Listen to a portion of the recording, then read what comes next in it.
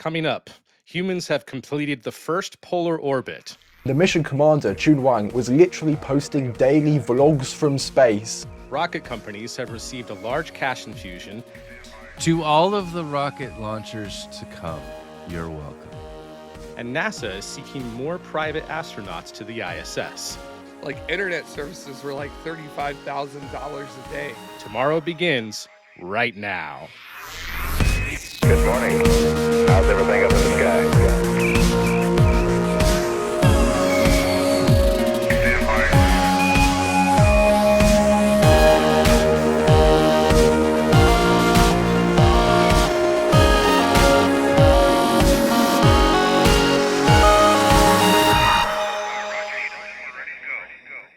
Hello, everybody. Welcome to Tomorrow. We have an interesting week to discuss this week. I am joined by Ryan Caton, Jared Head, and Dutta, who we have to discuss some of the interesting stuff that has been going on over the past week in spaceflight. Thank you very much, everybody, for being here and for joining us. First off, holy cow, we had the Fram-2 mission successfully launch and land this week. What a crazy time. I put out a short space pod about this, but Ryan, I kind of want to hand the reins over to you. This was quite an interesting mission, and I think that it didn't get nearly enough press. No, Fram-2 is, in my opinion, Fram-2 is up there with Polaris Dawn. They might not have gone on EVA, right, but they did. They are the first human spaceflight in history ever out of, since the inception of the Earth to orbit in a polar orbit. They're the first humans to see the poles from space. And on top of that, that's incredible by itself. But not only that, but they had the cupola on the Dragon, they had Starlink connectivity on Dragon, and the mission commander, Chun Wang, was literally posting daily vlogs from space with his phone, which is absolutely insane to think about. We live in an age where an entrepreneur can buy their own spaceflight, bring along 3 of their friends, and literally vlog the experience live as it is happening. We have never seen the spaceflight participants' perspective in this way before. In a way, like literally, they are in space downlinking video of their experiences. That's unheard of. It's absolutely incredible. And I think this is honestly one of the most pioneering space missions, not only in terms of they're the first humans to fly over the poles, but in this shift from, legacy, heritage, government astronauts flying to the space station. Like, don't get me wrong, they do incredible science and they perform incredible missions, but a shift towards, a commercialized future where anyone can go to space. SpaceX, they said in the X spaces they did before the launch, like, this mission is really kind of a turning point towards opening up space access to the everyday person. And they had scientific experiments on board and planned to go towards that goal. For example, if you watch the splashdown coverage, they got out of the astronauts, they got out of their seats by themselves. They picked up their cargo by themselves, and to the best of their ability, they egressed Dragon by themselves, right? They had quote unquote unassisted egress, which was one of their experiments. And when you land on the moon or Mars or whatever it might be after however many months in space, there isn't going to be a ground team already there stationed to help you get out of your spacecraft when you're the first person landing on the moon for 50 years or the first person landing on Mars in history, right? So that's a really key item in order to actually get out of your spacecraft by yourself without needing too much assistance from the outside world. So yeah, in my opinion, this is really up there as part of this turning point towards the future of everyone one day being able to go to space. Did they splash down on the Gulf or in the Pacific? They splashed down in the Pacific. This is the first Crew Dragon that splashed down in the Pacific. It's not the first Dragon. They used to do splashdowns all the time with the Crew Dragon, Cargo Dragon. But this is the first time that they have recovered a crew with, I believe it was the Shannon vehicle. the ship, the recovery ship there. And this kind of opens things up for them to be able to do crew recoveries from both the Pacific and Atlantic Oceans. So I'm pretty excited about that. Um, Nice. but yeah, with Jared Isaacman's missions, this with From 2, it proves that Jared Isaacman's missions weren't just a one-off. I really agree with you, Ryan, that this really shows that there is a precedent for doing these types of private missions and doing interesting stuff. And if you've got the money, or apparently if you have the Bitcoin, anybody can go. That was the craziest part to me, was that this was paid for with Bitcoin, and that's an acceptable form of payment to SpaceX. But yeah, they'd had some really interesting experiments. I was most excited by this, growing some oyster mushrooms. They probably didn't have enough time because they were only up there for 3 days, but that could be a big crop in the future to feed astronauts. They also took the first X-ray of space, which is really interesting. And I didn't know that we hadn't really done that before. I thought that was something that we'd been doing for a long time. By we, I mean us and Russia and everyone who does space flight, but apparently not. Is And that I cancer or a random bone in their thumb? That's a ring. That's they just have their ring on. No, on the thumb. The thumb. That little spur there. I don't know. Yeah. I don't know whoever's hand that is. I don't know who actually submitted themselves for the X-ray, but yeah, it looks like they got a little bit of spur on their thumb. That image on the right there. Sex. Hmm. Sex has a previous injury or a dislocated thumb. Interesting. We got some really nice views, though. I was a little disappointed that they hadn't shared any views of that they didn't catch really any views of auroras. And someone pointed out that it's like, well, when you look at it, every time that they're passing over the poles, whether it's the north or the south poles, at least from the videos that they shared, and again, we're lucky to have gotten all of these videos shared with us from Chun and some of the other crew members. It was all in daylight. So if they had been in the right position to see any auroras, they would have almost been out of view, or it would have been very fleeting before the movement, the trajectory that their capsule was taking would have been out of view of that. But in any case, Yeah. it's still really interesting, and I'm again disappointed that this didn't get a lot more coverage, but really excited that this mission happened and that it went off without a hitch. And in my mind, there's a couple of implications to this. The fact that we have, the first crewed mission that could go into polar orbit. The ones who I know of that are most interested in this is Russia, because although they may or may not be having quite a few struggles with their human spaceflight program, if things are able to move forward for the rest of this decade and into the 2030s, they want to build a space station in polar orbit. An amazing thing to me is that if they were to do that, that space station could be reached by almost every launch site on the planet. No one would be restricted from doing that. We could even build a big enough pad and even have crewed launches from Saxavord in the UK in the future. So So why has this not been done before? there's been a lot That's of a great struggles. question. Yeah, it's a great question. The best answer I can come up with is it takes a bit more fuel to go into polar orbit, And Mike died. and that people really don't have as much protection when you're passing over the poles from Earth's magnetic field.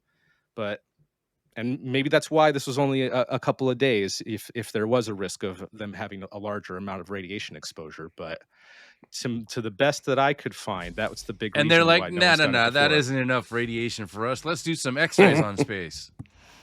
But we'll send some private citizens to do it. It's all good, just in case. I imagine a lot of it was also essentially the availability of launch azimuths to allow you to do that.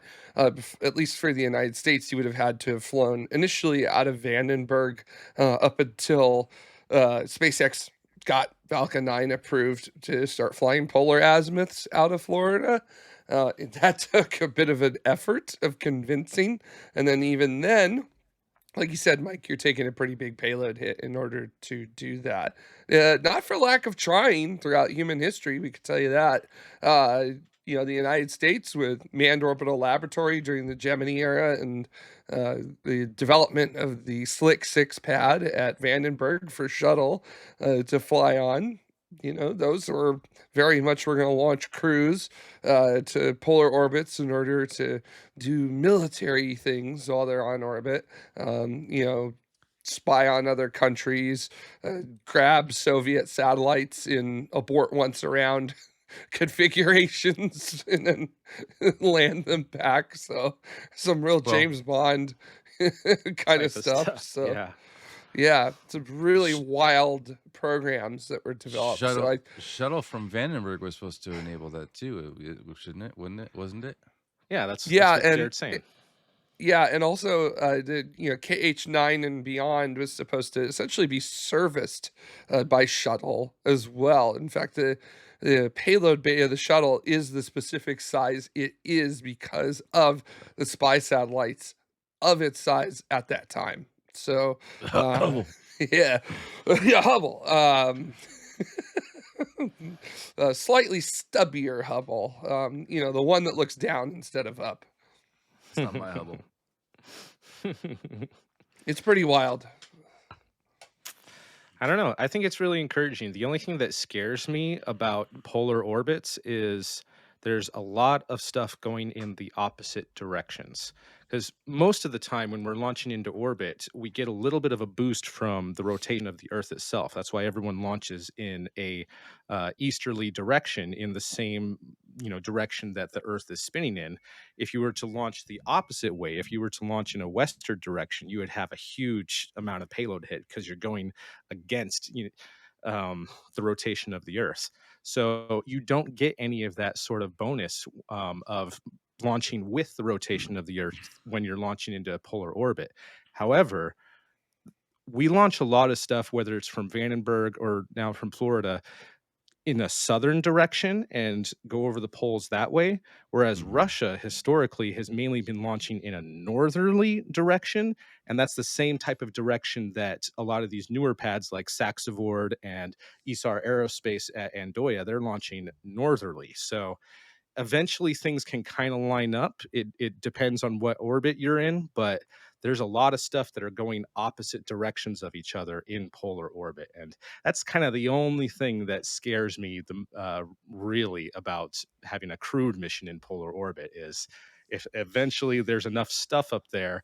You have like that seems like if you were to impact something that's going the opposite direction as you are, that could be a lot more catastrophic than getting hit by something that's at least somewhat heading the same direction that you are. So that kind of depends on your inclination, right? Because you're not actually going directly over the pole. You're going a little bit off of it. Like it's you still have an orbital inclination, so that's not an unfixable problem. No. And the Also, distance I'd be between more objects is huge. concerned. I'd Sorry, also be Ryan. more concerned if they were if you're launching south from Florida and then you were launching south from Russia. That would be way more of a concern than if you're launching south from Florida and north from Russia. Because if you launch north from Russia, eventually you'll be going south from Florida. So you'll be going the same way anyway because it's sphere round Earth. Eventually. It doesn't matter as long as everybody is aiming to the same side of the pole. Right.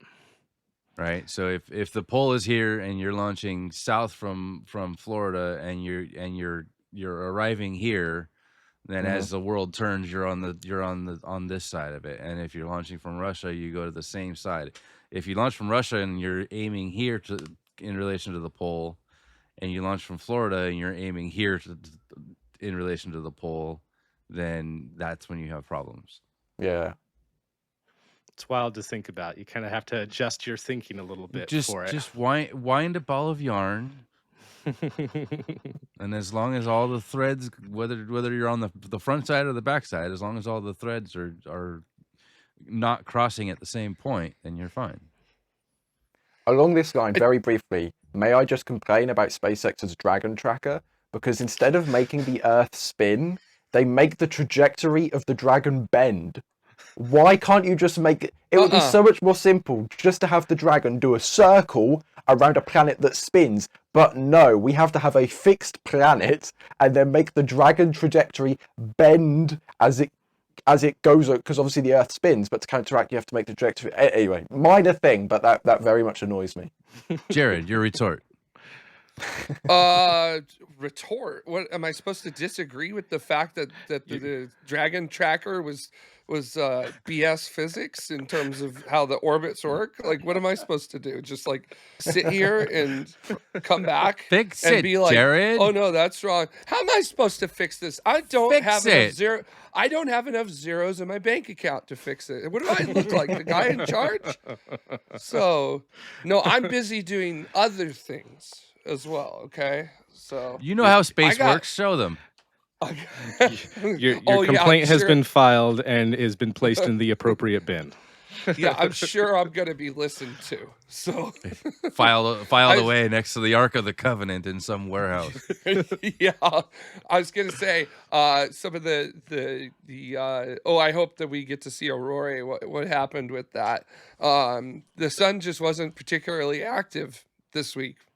Yeah, so I don't know what to tell y'all other than that the sun I guess the sun wasn't feeling it. So Which is so ironic because literally the week before we were having a crazy amount of solar activity that had reached Earth and causing auroras. So The best time for the astronauts to do a polar orbit is the worst time for them to view an aurora. yes, Yep. basically.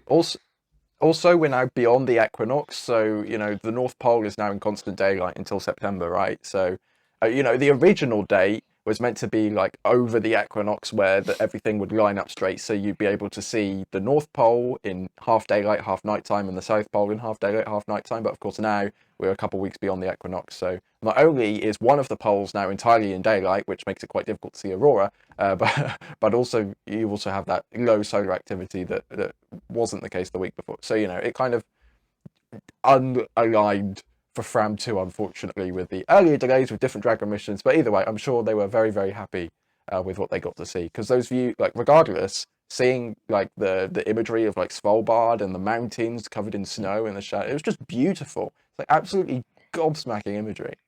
yeah, absolutely. Yeah, seeing that frozen plain of Antarctica was just like unbelievable. I've just we've never had a chance to see something like that, and that was just like, oh man, just amazing stuff. Like, it's as someone who is a huge fan of that, like of the early 1900s, the 1900s and 1910s golden age of polar exploration. It was very cool to see a little bit of that spirit resparked during From 2 and continuing in the great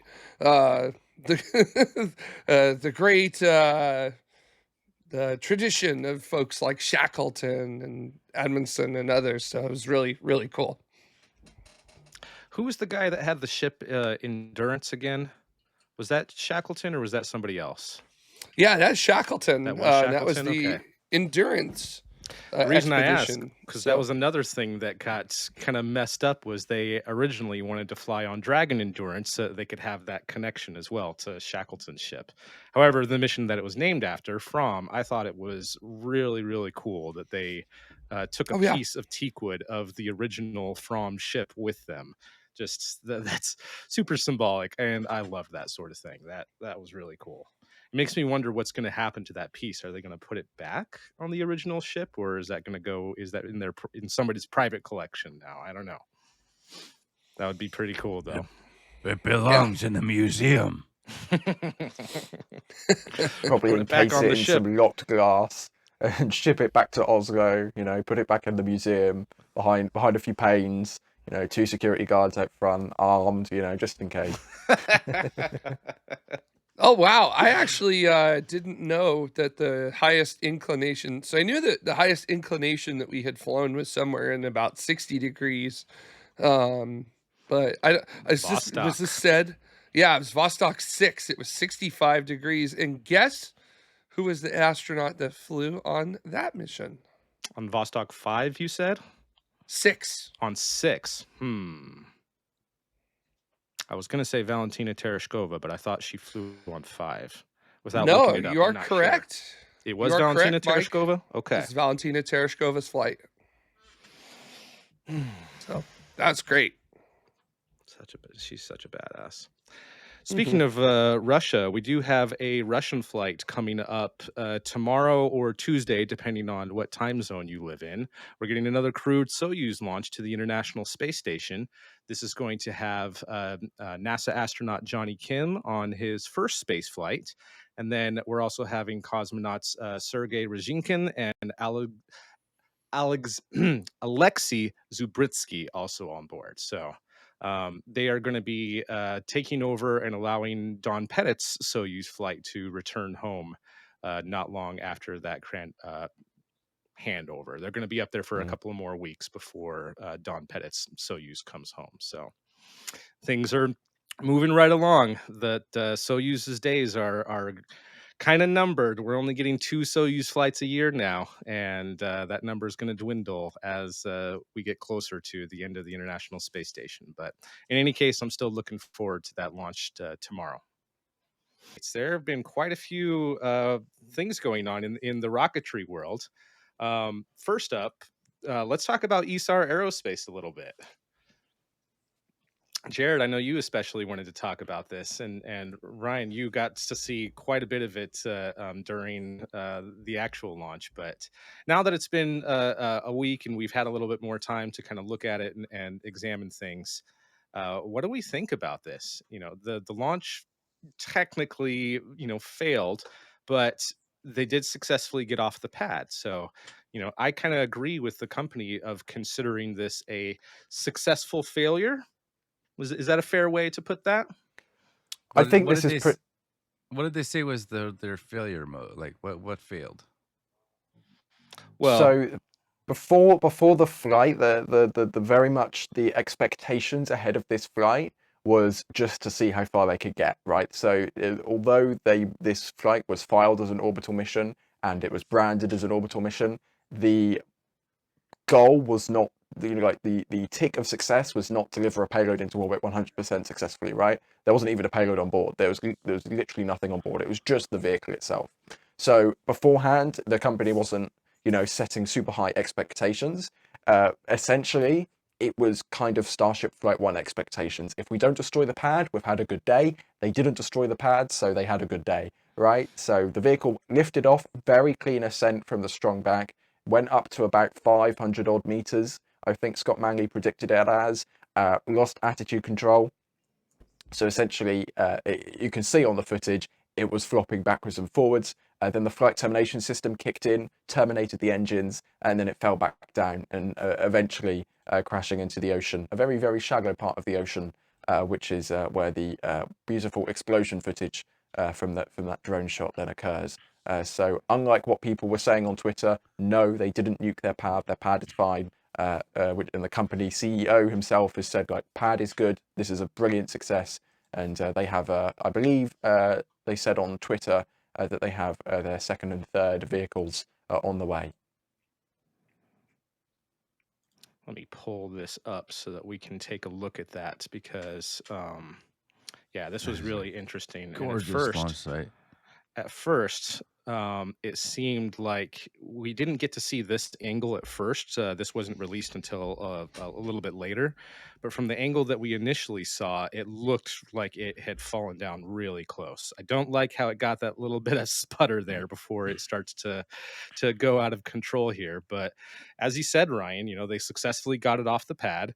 We're able to collect data and hopefully figure out exactly what went wrong at this moment to cause its engines to go out. And you can see as it hits, thankfully not on the pad, just on the water nearby. And you see a little bit of debris falling here and there. You can see a couple of splashes where debris goes down. But if there was any damage to the launch pad, it was minimal after that. So very grateful that they're not in the situation that Rocket Factory Augsburg is in, where they have to redo a lot of work on the launch pad before they can proceed with any tests there.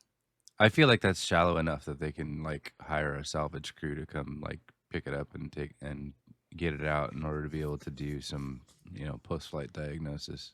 Probably, Yeah, yeah. there was pictures shared on Twitter after the flight already of people wading through the water. So that's a benefit of crashing into that shallow area there. Didn't even have to hire a company. It's just right there. But yeah, I think that this is super impressive. I was really impressed by them, and kind of came out of nowhere that they were ready to do this. I had no idea that they were that close to being able to pull off their first launch. And thanks to you guys over at NASA Spaceflight for streaming this so that we could see it for the world. I was really worried that we weren't going to see anything and only have, a series of tweets of just like, yep, this is what happened. We'll let you know when we try again. I mean, the liftoff is a little bit slow, but it looks like they've got all healthy engines and a couple little sputters here and there, but that's some good progress. Yeah. And especially Yeah, I'm with you, Mike. I thought we were just going to get a whole bunch of tweets or like a ABL space kind of update of hey everybody, guess what happened 4 days ago? So, Yeah.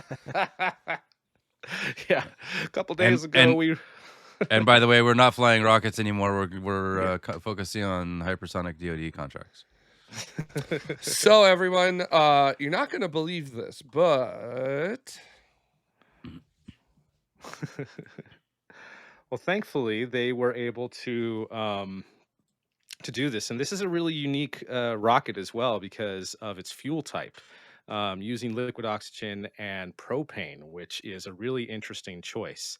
Um, There are a few benefits to do that when it comes to temperature and probably availability. I would imagine that for the Germans working on this, and it's not just a German company, they've got people from all over the world who work for them, but based in Germany. I feel like it's probably a lot easier to get propane than it is to get kerosene fuel or even methane fuels. So um, really interesting, but I think that if they keep going and continue to have the support that they've been getting, and I think it's wonderful that they've been getting so much support from the European Space Agency and just the space industry in general, rooting for them. If they keep going, they could have a really, really good business case for themselves. Little known fact, there are very, very few places where you can get RP1, and in fact, in the United States, there is one. So when we were doing our launches in the UK, we had to send ahead a 5,000-gallon tank of RP1 a month in advance because it needed to go by boat and it needed to get their special permits in order to be able to carry it down the road. And then we had restrictions that we couldn't even take the manhole cover off to install our sensors until well after it had been delivered and well past when we wanted to get into it. Wow. I thought it Wow. was just meant to be like refined diesel though. What, you could have just gone to the petrol station, filled up launcher one at the It's pump. not- Just put it through a it's- filter, it'll be it's- fine. No. Not quite. Then again, though, I don't know what the quality of your guys' petrol is. Maybe it's better. No. I'm sensing a consistent theme here, and one of them seems to be a very large group of people, possibly in the government of the area, sort of walking with their hands around, saying, "I don't know what I'm doing." So I'm starting to sense this data with with the things I've heard on the show. So but one day we'll read that book. To all of the rocket launchers to come, you're welcome. What about what are we calling this? Are we calling it Propalox or what's the I like Propalox. Propalox, Loxane. Loxane, Hank Hill special? Like what are we calling this? So The barbecue fuel. To the Sack. moonshine. To the moonshine. I like that one, Sack. That's very good. So I like that. Well, we've had quite a few other rocket updates. Something that we are able to look forward to this week is United Launch Alliance is launching an Atlas V rocket, launching a batch of Kuiper satellites. This is going to be the first operational batch of Kuiper satellites that aren't test satellites. And holy cow, I was not expecting that. They finally got their certification cleared, then their inspection cleared for the last flight of Vulcan, where we had that piece of the solid rocket booster fall off. And It was immediately after becoming that, more mass efficient, Mike. It's so negative. It was just a more mass efficient solid rocket booster. That's all it was. you're right. You're right. it was a glorious event. Or what? How did they describe it? An event? It was or an what was observation. An observation. We had Observation. an Yeah. observation. It's just, yeah, sometimes I have a couple observations with my Jeep on the way to work, so some mass shedding to increase the specific impulse of the engine with it, which it does a lot of that with the oil, I'll tell you that. So nothing but the finest Italian engineers and hands put on that one. So let me tell you. You need to switch to the moonshine. Yes, yes, I do. And you got the hydrocarbons too to help clean your engine as well.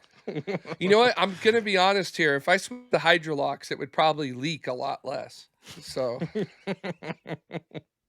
well, back to ULA, they still had to do an investigation on that Vulcan, regardless of having the nozzle on or off was better.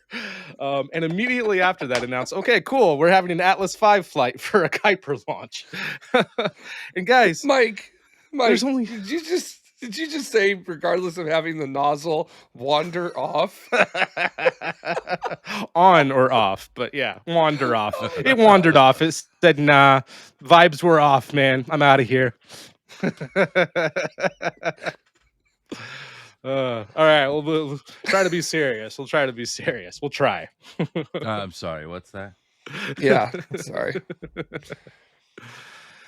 So we only have 16 Atlas V flights left, guys. 8 of them for Kuiper, 1 for Viasat, and maybe some for Starliner, but those ones may or may not be up for grabs for other customers if anything gets changed with Starliner.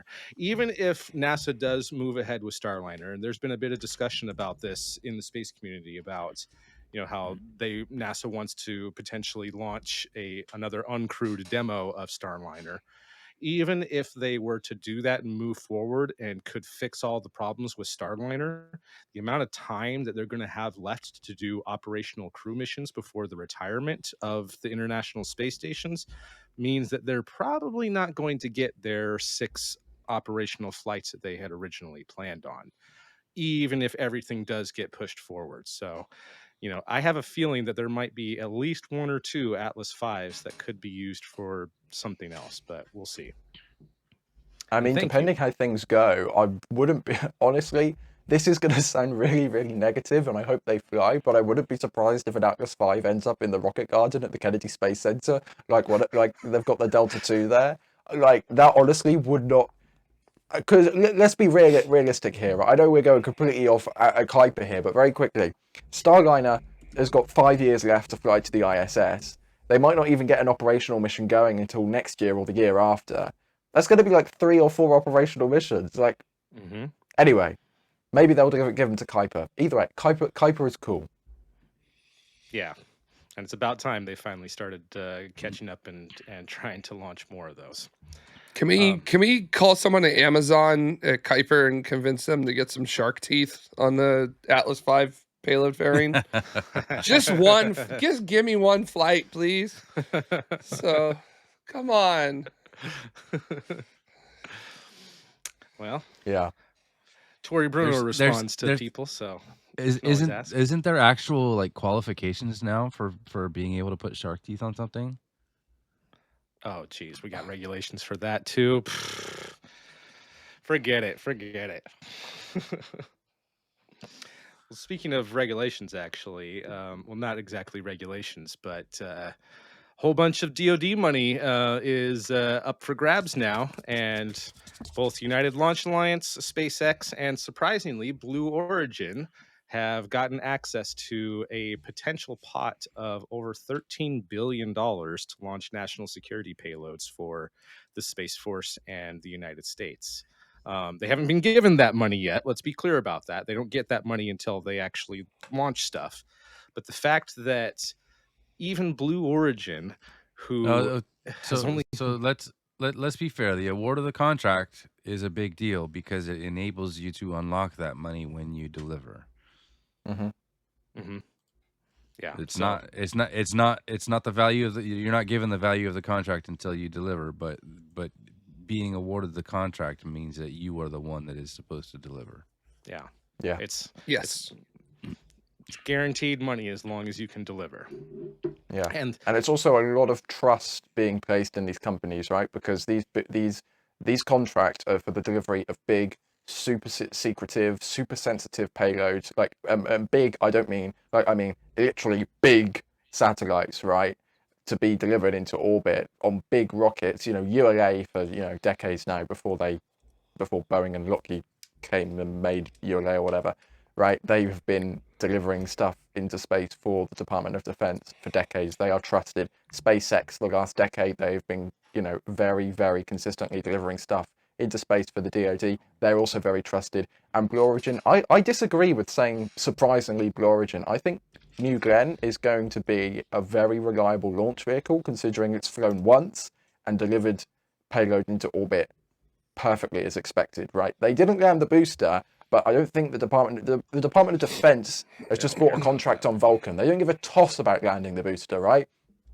All they care about is launching a lot of stuff, mass-wise, very reliably into space. And Blue Origin has a big rocket. New Glenn is huge. Don't forget, it's like stupid tool. It's like half the size between Falcon Heavy and Starship. Has the performance of Falcon Heavy, right?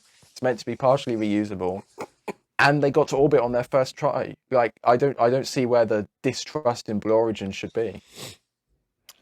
it just seems like even with United Launch Alliance and SpaceX, they wanted them to prove themselves a lot more before they were even eligible to compete for that sort of stuff. And maybe, just maybe, because of Blue Origin's relationship with United Launch Alliance and providing the engines for Vulcan, that relationship has kind of helped, gel and, you know, put them in a position to gain the confidence of the Space Force. Jared? Important to remember too that when the new kid on the block, SpaceX, was coming in, over a decade ago, they were the new kid on the block. There was nobody before them that had really stepped in. It had all been what we would now term legacy aerospace up until that time. Now we've had groups like Rocket Lab, or even though unsuccessful, Astra or Virgin Orbit come into play. So now I would say now DoD probably has a better understanding of the lay of the land and are willing to be able to say, yes, we can come in with a relatively new business, and work with them in a manner that maybe we would have been skeptical of doing a decade and a half ago because of that. There's almost more encouragement because of the fact that the commercial sector has proven itself repeatedly.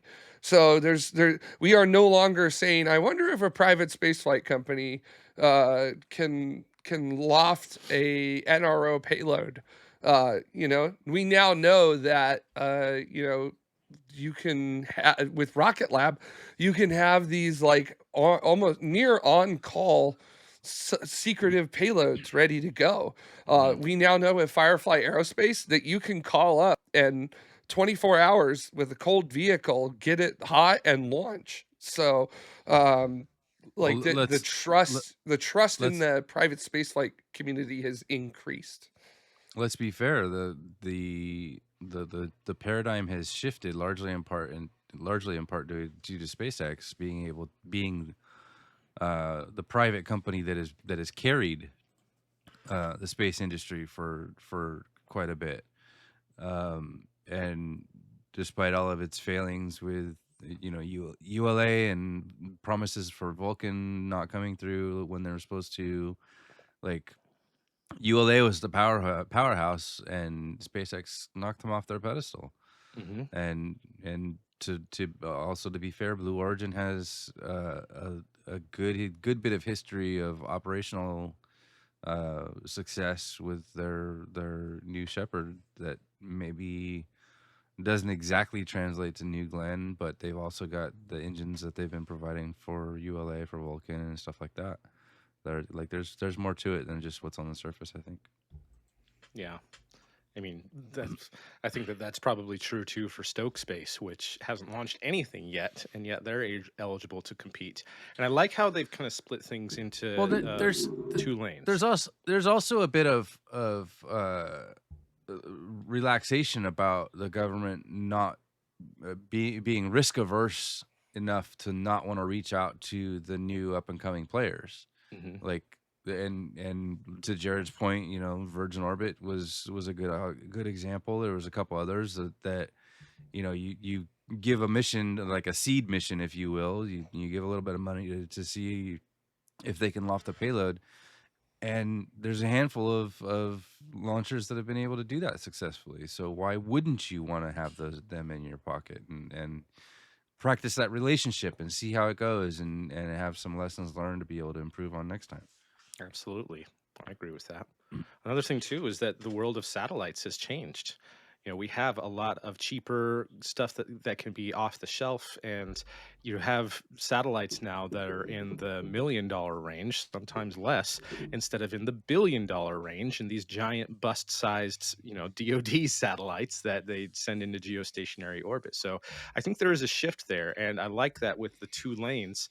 That lane one is for those sort of smaller ones. Yep, it's indeed. Thank you, Massimo. It's all indeed about welcoming the new players. And here's an experiment that is in the $1 million range. And lane two is for the big boys, for the real stuff that still is really, really expensive and has classified stuff on board, and things that we don't even know about of what sort of crazy capabilities they might have. So I like that, and I like that they're having these sort of opportunities for it. Aravel mentioned that there was three companies selected, but they received 4 bids. Who do we think the mystery bidder was? My initial gut reaction was Relativity with Terran R, because I can't think of another vehicle that Terran R is less of performance, right, than but it's not too far off. Everything else seems much further off than your Falcon Heavies, your Falcon 9s, your New Glens, right? So that was my gut reaction. Again, we have no idea. That's just my gut feeling. Mm-hmm. Something in the medium to heavy class, yeah. Yeah, I could see that. My guess would be possibly Antares 330 from Northrop, maybe. So maybe, possibly, I could see that definitely going for lane one or something like that.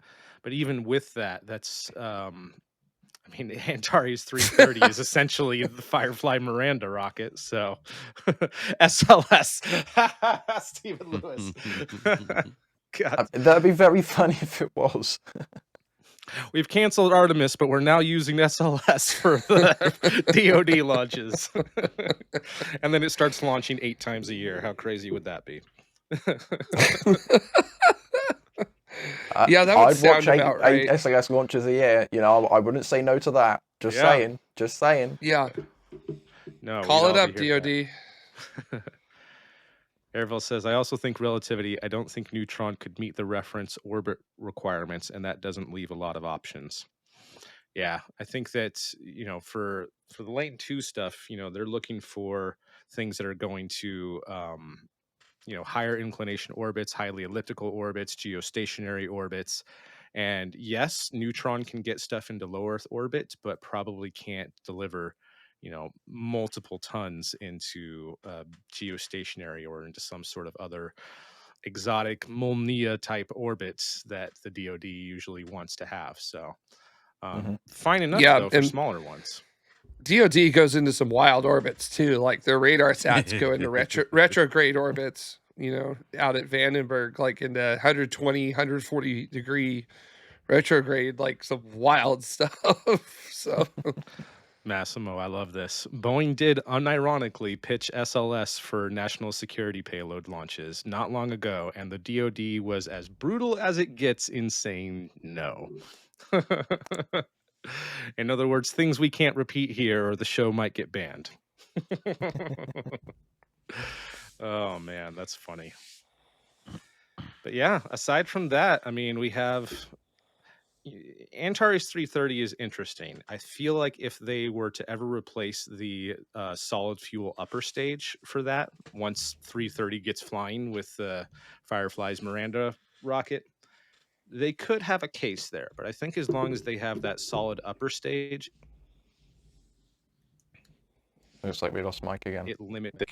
I could be There we wrong, go. but I'm hopeful that they can fix that in the future. Well, In any case, the Antares 330 is definitely Northrop's.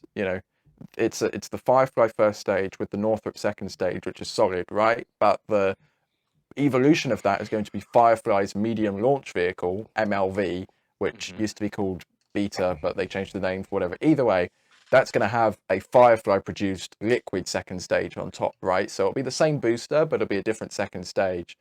So honestly, I'm not sure how long Northrop will be flying the Antares 330, because surely once you have the MLV, which has better performance, why would you keep flying the 330? Like, why would you keep flying a worse rocket when you have a better one which shares a first stage? Like, that doesn't really make sense to me. and Antares Expense. only has one payload as well, the Cygnus cargo vehicle. And again, space station is going to be retiring soon, but there is a small lifeline.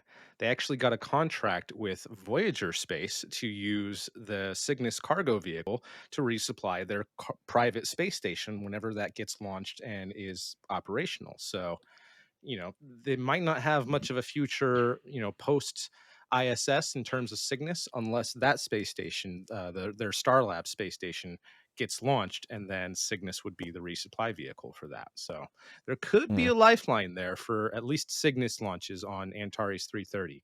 Aside from that, I don't even know if they're even trying to get other payloads for it. We'll just well, have to wait and see. whenever it ends, I'm gonna really, really miss hearing the word nominal said about 100 times in 8 minutes. I wonder if Firefly could hire Northrop's, a communications person from Mission Control, just be like, hey, can you say nominal every 3 seconds? I don't know. If they haven't Phenomenal. already, before Phenomenal. Northrop acquired Orbital ATK, there was a lot of the old Orbital science people who actually jumped ship and now work for Firefly. So Kent Rominger is a big one that is still there. So they might already have those people working at Firefly, for all I know. Very quickly, I just wanted to note one thing, because I think he's frozen, but Jared did say that there was something along the lines of like 2 companies that went bust, which was Virgin Orbit and Astra. Well, this week there's been some very interesting discussions around Chris Kemp, who did an interview with Ashley Vance. They have been seeing some team changes. Astra apparently might be back from the dead, and they want to launch Rocket 4 next year.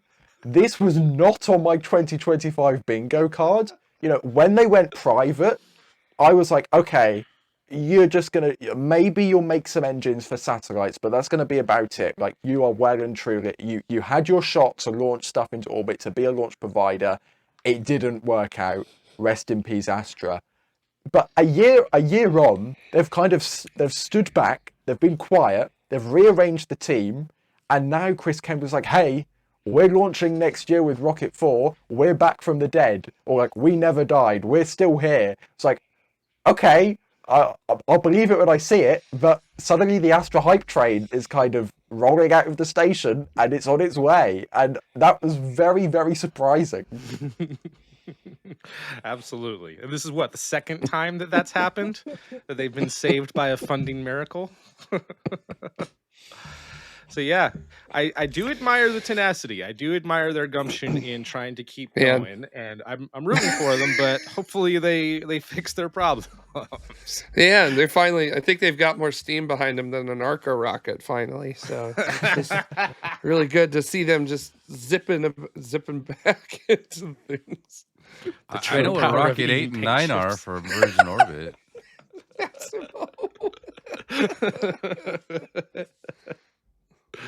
Oh What my happened? gosh. What happened, Dada? I know what Rocket 8 and 9 are from Virgin Orbit. You know, if anybody wants to beat that comeback. I got $1. Hmm. $1, Bob. Where are they? Is this a secret, or are you going to tell us? Oh, Yeah. I know where they are. Okay, but he's not telling. Okay, got it. They're in his garage. No. No. It's. I'm calling it here. It's the new upper stage for the Astro rocket. No, I don't know. Who knows? I think there would have to be about 10 companies that were given lots of money to be able to relinquish the tools and equipment that they have in order to be able to make that happen. That would be really difficult. And I thought it wasn't it Rocket Lab who purchased most of the equipment in the sell-off auction? Or am I thinking of No, somebody else? they got the building. They got the building. Somebody else got all the tooling and equipment, and somebody else got the ground support equipment, and somebody else got the airplane. Yeah, it's What happened? I guess that's a title for another video someday. What happened to all the Virgin Orbit stuff? All we are is dust in the wind, dude. And the only constant is change. NASA is seeking proposals for their private astronaut missions, PAMs, which is the classification that the private Axiom missions are under.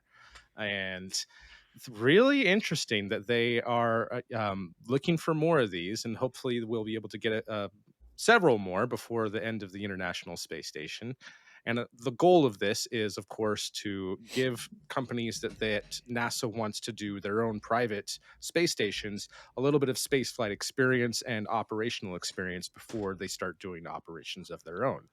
So, what do we think about this? I mean, all 4 missions so far have been Axiom. Well, 3 missions. The 4th one's going to be launching next month in May, unless there's any other delays. And Axiom isn't the only one who is interested in doing this.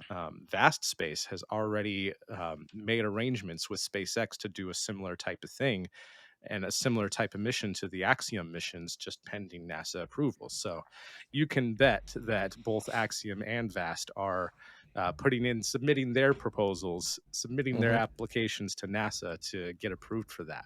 But is there anyone else who might possibly be trying to pursue this? What do we think about this? I have to think that this is a little bit of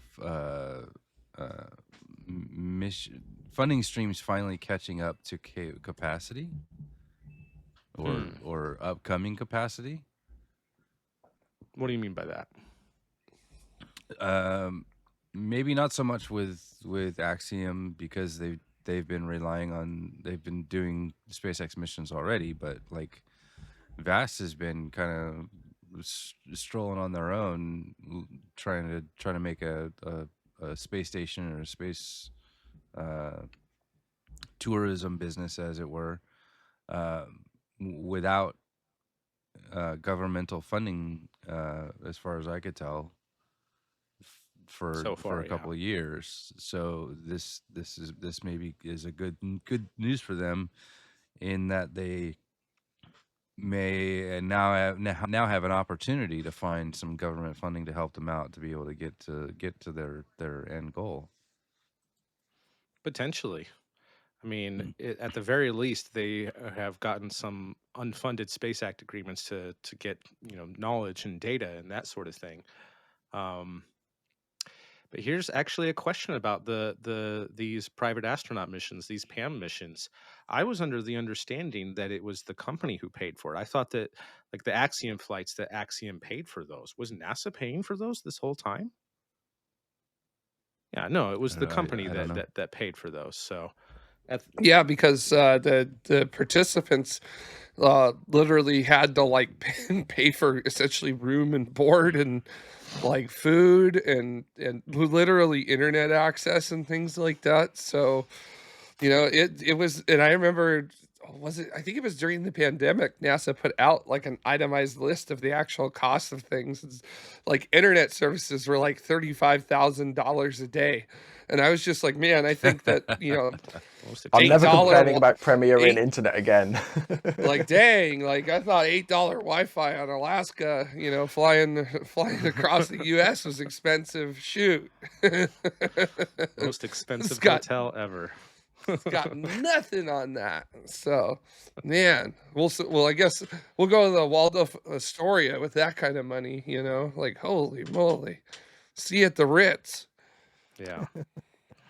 I don't know how much they've spent so far, but Jed McCaleb has bankrolled a lot of the stuff at Vast, and it seems like they have other people who are investing as well. That's the beauty of being a private company, is you don't have to disclose that sort of stuff. Mhm. Excuse me. But it seems like things are moving along quite well for them. They are nearing completion of their Haven demo. This is just a small, satellite-sized spacecraft to test out some of their systems, test out their life support system, their avionics, their guidance, navigation, and control. All the systems that are going to be on their larger modules. They're testing those all out on this little subscale demonstrator first, and that's going to be launching really soon on the Bandwagon 3 mission, similar to the transporter missions. And they've already done a lot of the tests on their structural test article of the Haven 1 module. Seems like Mhm. everything has gone well with that, and they're moving right ahead on manufacturing the real one, not the test article, but the one that they actually plan on launching in space. So I'm definitely rooting for Vast, and I really like their ideas and plans. And Yeah, that being Vast said, go ahead. Vast is a really interesting one because their entire business model is kind of around this all or nothing uh, kind of outcome that the company will have, right? Like their founder has put like $1 billion into this business so far. The whole reason they want to develop Haven 1 is to prove to NASA, hey, we can build and operate a space station successfully in low Earth orbit. Would you mind giving us the contract to replace the ISS? And then that would then fund Haven 2, which is their idea for a big modular, huge space station, which would be NASA's commercial replacement for the International Space Station. But if they put all this funding in, even if they are successful with Haven 1, and then NASA is like, we're going to go with the other guys instead. It's like, okay, we've just spent $1 billion on this space station, and there's nothing to cut. Like, do they then go back to private investors and say, hey, we want to build a big modular space station. Would you happen to have the exact amount of money NASA would have awarded us so we can build this big modular space station? I don't know whether they could pull that off. So yeah, Vast is very interesting in that sense that it's all or nothing. Yeah, I absolutely. I like that idea. Vast is very much um, doing a different version of Field of Dreams. In Field of Dreams, the slogan is "If you build it, they will come." Right, but Vast seems to be doing a "If you build it, they will fund." So we'll have to Well, see if if you that build it, sticks. there is a better chance they might fund. Yeah, very true. But it still works with it, I think. So I'd be really interested to know who else is interested in doing a private mission with them, regardless of whether or not they get NASA funding. Because what it looks like to me is that they're not just trying to do a space tourism, they're trying to do actual operations and bring up experiments and have partnerships with pharmaceutical companies and manufacturing companies, and trying to do the type of stuff that they do at the International Space Station today, and not just be some sort of joyride for rich Mm. billionaires or even millionaires. So um I'm encouraged by that. And at the same time, like, I don't know who I would want to win, because unless NASA All of does them. what they've done with the commercial cargo and commercial crew of having redundancy and picking at least two providers, if they only pick one, I'm going to be really sad for the other, because I like Axiom's plan too. Hopefully they will have learned their mistake about the commercial crew. What do you mean? Is Oh, that a they down selected and dropped Sierra Space, and of the other two, only one ever had a chance of be having successful flights. Like that was a terrible mistake to make that down selection, I think. I think so too. However, I will say that if not for Boeing being a part of that selection, we might not have gotten commercial crew at all. It kind of instilled this confidence that if there was an opinion for a long time that Boeing was going to be the obvious winner, and we'll just tack on SpaceX as well for that. So kind of ironic how things turned out. But if not for Yeah, but Boeing's I think that involvement was from the very beginning, it might not have ever gotten funded. I I see that, but I think that's awfully short sighted, and that gives me a sad. I feel that is more apocryphal than maybe what was happening at HQ at that time. Although I don't know if we've heard. I admittedly have not heard much of what came out of HQ at that time from the people deeply entrenched in the programs at that time. But it definitely feels of the mythos of David slaying Goliath. But at the same time, if that is the true story, what a great story.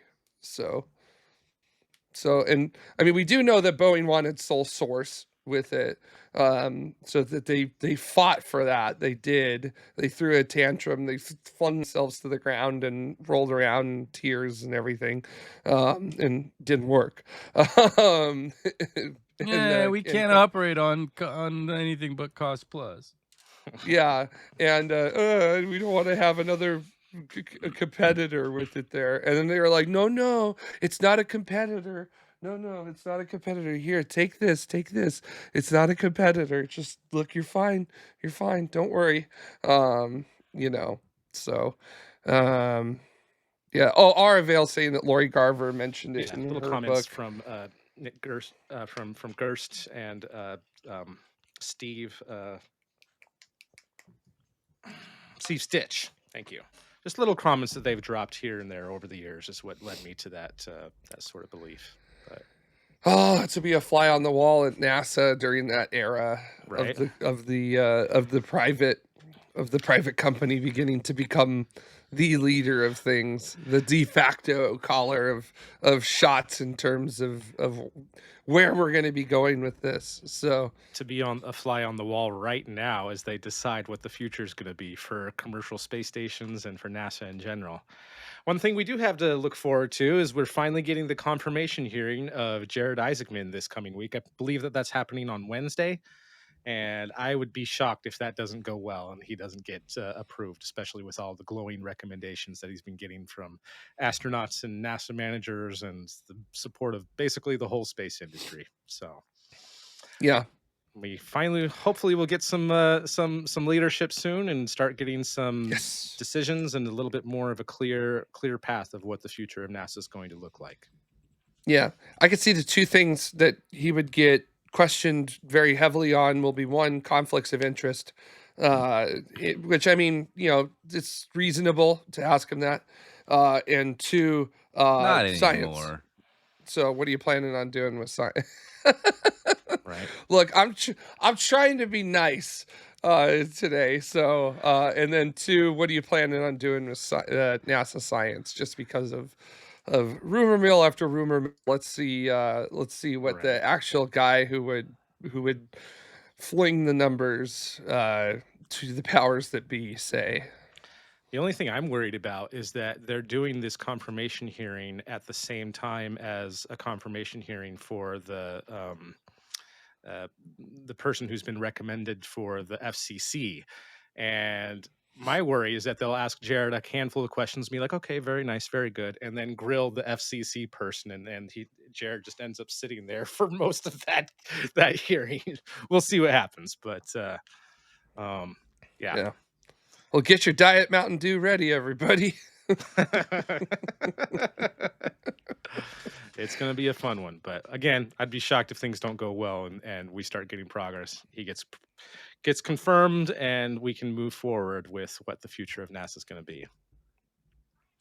Yep. I think that with that, I think that we'll go ahead and sign off for now, and we'll head over to the member show to keep talking about a couple of things. But before we do that, I do want to give a huge thank you to everyone who has been supporting the show. We do have a couple of new people who were able to sign up or redo their membership. We've got Mystic Wolf, Thomas Weir, Stephen Lewis, who's been making some great comments today. Thank you very much. Mark Peart, General Success, Patrick Haynes, Drew Dierske, sorry for mispronouncing your name, Nathan Moling, John Valentine, and Michael Wofford. So thank you very much to everyone who either received memberships or who signed up for a new membership. We wouldn't be able to do it without your guys' support. And that is where most of the resources come from that we are able to continue doing this. So big thank you to everyone who has been supporting this and supporting us for quite some time. Next up, if you are a member or if you've been gifted a membership, you will get a notification shortly about us going over to the After Dark member show, and we will see you there. Thank you again for joining us and for being a part of this discussion about what's been going on in the space industry this week. And hopefully things will always keep moving onwards and upwards, and we will be able to have a bright future ahead of us, regardless of everything else that's going on in the world. So again, thank you very much, everyone.